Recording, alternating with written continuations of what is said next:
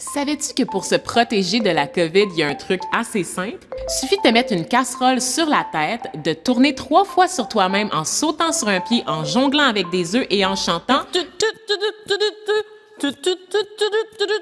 C'est sûr que comme ça, tu l'attraperas pas. Ben oui, je te le jure. C'est le chum de la cousine de la coiffeuse de ma voisine qui m'a dit ça. Ben non, je blague. Avant de croire n'importe quoi, faut vérifier. Qui est-ce qui me parle?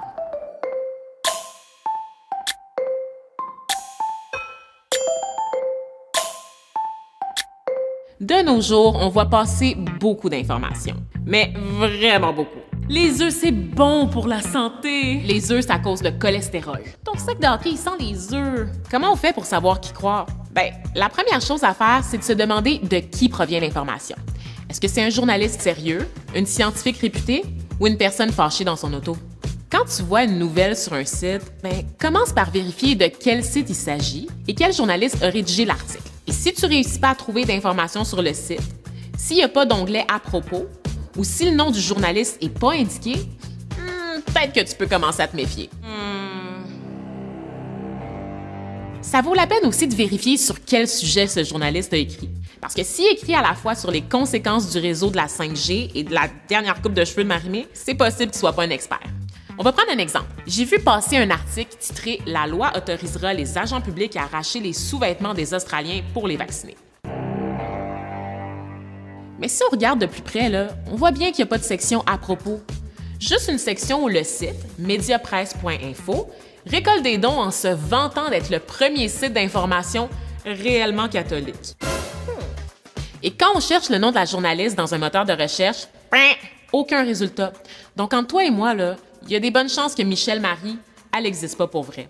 Pour finir, si un article cite des experts, c'est généralement un bon signe. Mais attention! C'est pas parce qu'un scientifique dit quelque chose que c'est nécessairement vrai. Il y a d'ailleurs un exemple très connu. Dans les années 90, un médecin du nom de Andrew Wakefield a publié un article qui démontrait un lien entre le vaccin contre la rougeole et l'autisme.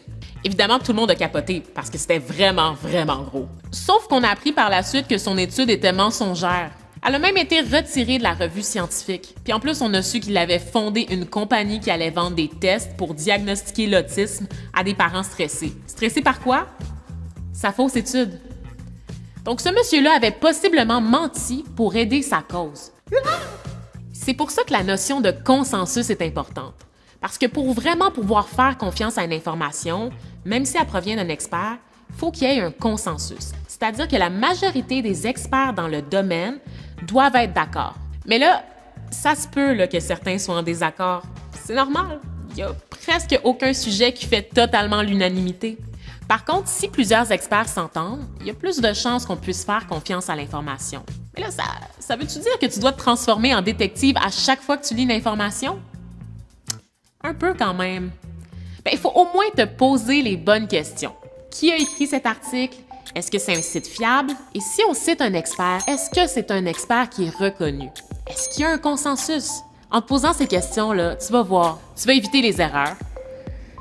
Ou presque.